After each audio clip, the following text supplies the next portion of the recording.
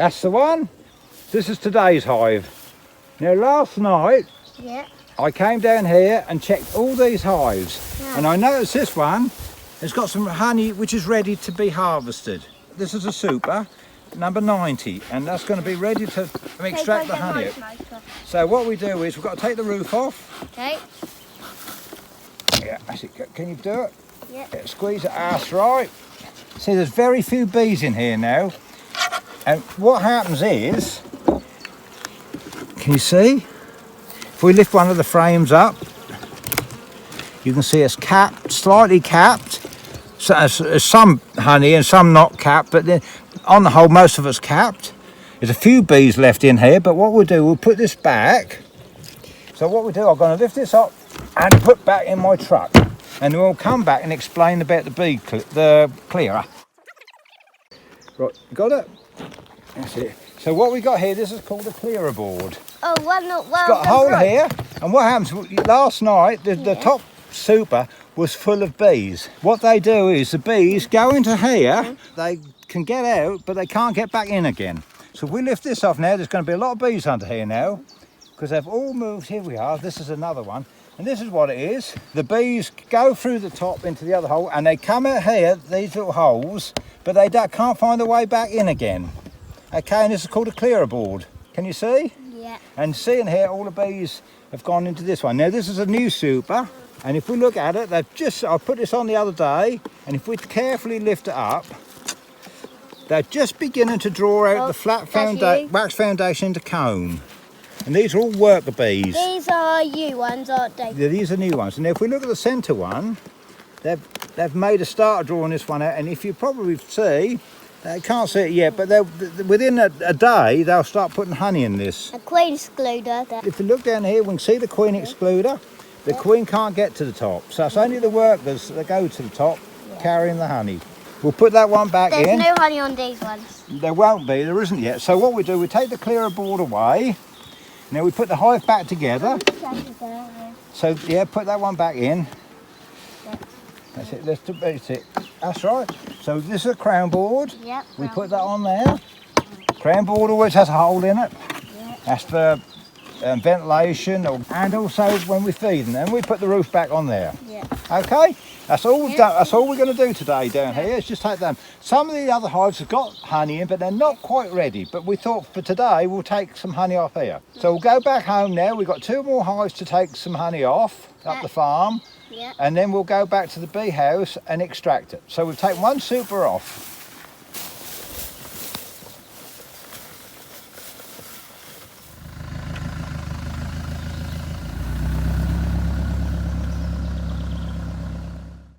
Farm has been in the family for 100 years, and in recent years we've become more aware of looking after the environment. So what we've done on some headlands and some borders and corners is set enhanced nectar strips, grass strips, but the nectar strips especially are a real benefit to bees and other insects and butterflies. And we've put several acres now. We've tried to put them on south facing hedges so they get the benefit of the sunlight, and also the butterflies and the other insects are becoming very common now. We plan to stay into this stewardship for a few more years. It's been a real benefit to the bees. Hive number 16. That's it. You go along there on the big box, the number's got to be 16.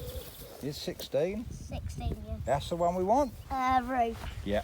Right, if you move your smoker. So what we do is we take the crown board off and see any bees. There's a few bees in here, but most of them are gone. They must be soldiers of the queen. Yeah, so we'll put this on here, like this. Check, I see. can actually smell honey. You can, can't you? So we'll lift this frame up just to check there's most of the bees are gone. Yeah. And oh, look at that. And it's lovely capped. You see this white on the top? Yeah. That means they put a wax coat on there to protect the honey, and underneath is the honey. That must be runny honey, Dad. Yeah, it will be runny honey up there. I'm hoping it is. Right, now what we do, you get your hive tool. Number 3. Can you put your tool under here? Alfie, put your tool to we want to release it. That's it, well done. Now I'm going to lift this and take it to my car. Oh, it's very heavy. That must be finished then. Now we've come to hive number 19, and look how tall this one is. Yeah. It's got 3 supers on it. Yeah. Okay, that means it's a very productive hive. And first of all, you need to take the roof off. What's the roof for? So there's no rain coming in. Yeah, stop the rain. We'll put that there. And we take the ventilator off and the crown board. Yeah. And look at this one. This one, all the bees have gone. Oh, honey. This one must be full of honey. Yeah, look at that cap. Oh, yeah. Look out this honey. Yeah, that's not quite capped enough, but I did a test on it yesterday with a refractometer, and the water content is below 18, probably less than that, 17 and a half. Right, we'll take this one off. Right, hold the tool, and I'm going to take this back to the car and come back and sort the one, which is a nut which I'll use most of, but this one I'm experimenting with. It's got two. Yeah. And the reason for this is I want to see if two gets rid of the bees quicker than one. Yeah. So if you look underneath, it's got two of these discs instead of one. And I think, but looking at that, there was only 1 or 2 bees left in there. They're all put on at the same time, whereas the other's got about 20 or 30 bees. Can we do this one? No, this one's not ready yet. This one'll probably be ready next week. Look how calm the bees are. Yeah. Aren't they pretty? And they all look very healthy. All got good wings. Now our next move is taking these supers back to the extracting place and see what honey we can get off them. Okay? Yeah. Right, let's have a look what we've got now. Yes, well, I'd like to welcome you to my honey extracting shed. We call it the granary. It used to be an old granary, but it has been completely renovated. The roof, the walls, everything, similar style to what it was in. We've had a concrete flooring which has been painted, got a drain in the middle so we wash it down if you want with a pressure washer. The walls are all been plastered absolutely smooth to make washable. The electrics are all waterproof. We keep the extractor in here, and health and hygiene, first aid kits and all our necessary bits and pieces in there. Around here, this looks like a fridge, and it is a fridge, but we don't use it as a fridge. If you look in the bottom, it's got a heater, and this is used to heat up buckets of honey ready for processing. It's got a fan in there as well, which just spreads the heat round. We have 2 of them, another one over here. On top here we have a bain-marie. We open the lid, it has water in it, and what we do, we put the jars in there for a little while at a predetermined temperature, and that hopefully clears the honey. We have double sinks here, one for washing hands, the other one for washing equipment. These 2 things are double strainers, so it's got a coarse strainer underneath, and then a fine one here. We have a refractometer, which we tested the honey. You'll see what the moisture content of the honey was. We tried to do that to all the honey, but it has to be, there's a limit of 20%, but ideally it wants to be under 18% for long-term storage. So we've got the extractor here that holds 12 frames, but most of the soups hold 9, and that's what we tend to extract 9 at a time. And so we can see the clearer board didn't get rid of all the bees, and so this is the capped honey. And what you have to do, you have to remove the cappings for the honey to be extracted. So we go there. How we do it? I'll do it for this demonstrations. Normally I would do it in a bucket, but if you look closely, I carve it off like that, like that. If I lift the cappings up, it's honey. It's honey. Runny honey. Real pure honey. It's runny honey, is it? Yes, runny honey. So what we do, we uncap them like that. We save the wax. All the wax is saved. Easy to make more foundation, candles, or any wax products.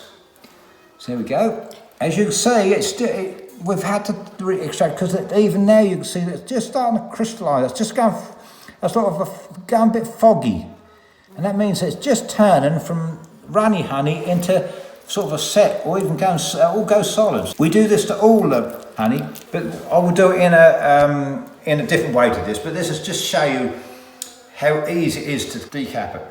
This is really heavy. Now look at this. I've got a few bees on there. How heavy it is. You see how heavy that is. Hold it by the lugs at the end. Whoa. It's really heavy. It weighs like a couple of jars of honey in there. Now you do this one. Could put it on. This one's another full one. Let's cap both sides. Can you see it? And the bees are sitting on the end. What we do, we brush the bees off. So what we do, we've got this one. We have another method of uncapping, and this is a hot air gun. And this has become quite a popular one. You can see the wax melting off. It doesn't hurt the honey at all. It's just a few short seconds on a low setting. Like this. Look at that. We've got the bees all over the place. Yeah, should get that pen out. If you're nice and that don't steam. We'll leave the cover off. Normally there's a cover go on here, but we're not going to get near it. So what we do is we select foot run, and then what they do, you'll see it spin around. You've got to keep careful. I've got the cover on, but that's to show how it spins on. Okay, now you see I'm going to start slowly, and then I'll speed up. Now we've got this spinning around by centrifugal force. The honey comes out of the comb and is flung onto the outside walls of the extractor. And it will run down to the bottom, and once there's enough in there we'll put the tap on, which we'll show you in a minute, and pour it filter it through into a bucket. So here we have one that's completely extracted, completely empty.